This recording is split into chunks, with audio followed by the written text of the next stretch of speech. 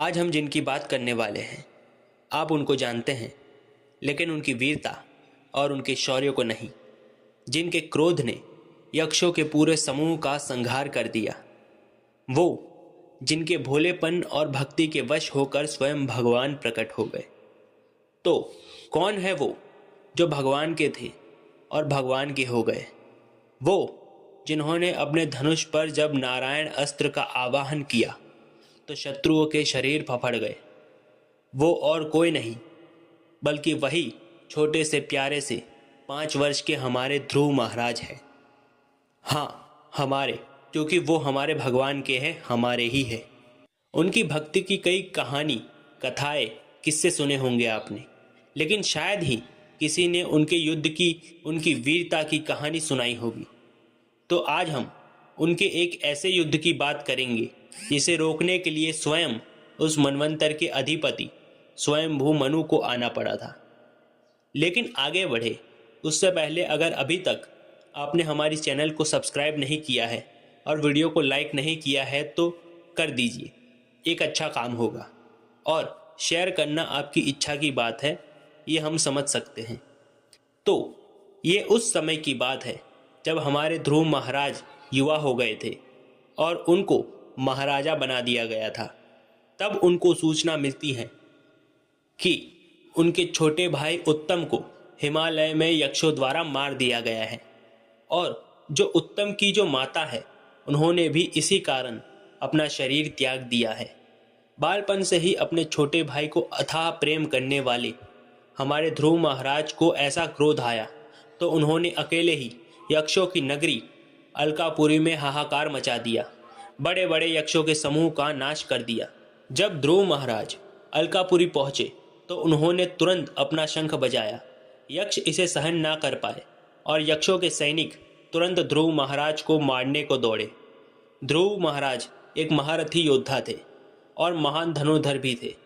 भगवान के बल से बलवान, भगवान के बल से युक्त ध्रुव महाराज ने एक साथ 3-3 बाण छोड़े। उन सैनिकों की संख्या 1,30,000 थी। उन सभी में से प्रत्येक ने 6-6 बाण छोड़े। उन लाखों बाणों ने पूरे आकाश को ढक दिया और ध्रुव महाराज की ओर बढ़े। यक्षों के दल प्रसन्न होने लगे कि उन्होंने ध्रुव महाराज को जीत लिया।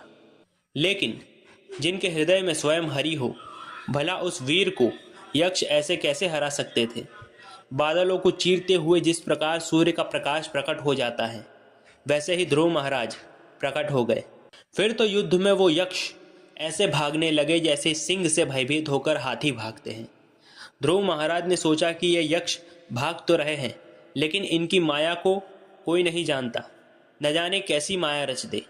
यक्षों ने ऐसी माया रची कि एक क्षण में आकाश में घने बादल आ गए और भयंकर वायु चलने लगी, भयंकर गर्जना होने लगी और बिजलियां चमकने लगी। रक्त, शरीरों के धड़, मल, कफ और पीप की वर्षा होने लगी। फिर आकाश से तलवार, गदा, पर्वत और विशाल खंडों की वर्षा होने लगी। आग उगलते हुए बहुत सारे सर्प ध्रुव महाराज को निगलने के लिए उनकी ओर आने लगे। साथ ही बाघ, हाथी और सिंहों के समूह भी आने लगे। जैसे प्रलय काल स्वयं उनकी ओर आ रहा हो ऐसा लग रहा था। मुनियों ने देखा कि ध्रुव महाराज यक्षों की माया में फंसे हैं, तो वो सभी मुनिजन भगवान के दिव्य नाम का कीर्तन करने लगे। जब ध्रुव महाराज ने मुनिजनों की बातें सुनी तब उन्होंने हाथों में जल लेकर भगवान श्री हरि को स्मरण किया। फिर क्या था? ध्रुव महाराज ने अपने धनुष पर भगवान श्री हरि के नारायण अस्त्र का आवाहन किया। जैसे आत्मज्ञान होने पर अज्ञान का नाश हो जाता है, वैसे ही नारायण अस्त्र को चढ़ाते ही यक्षों द्वारा माया तत्क्षण नष्ट हो गई।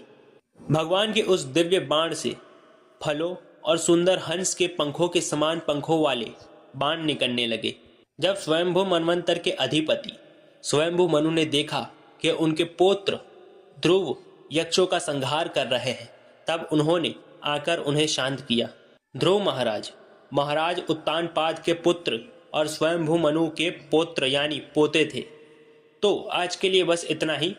जय जय श्री राधा माधव, जय जय श्री राधे।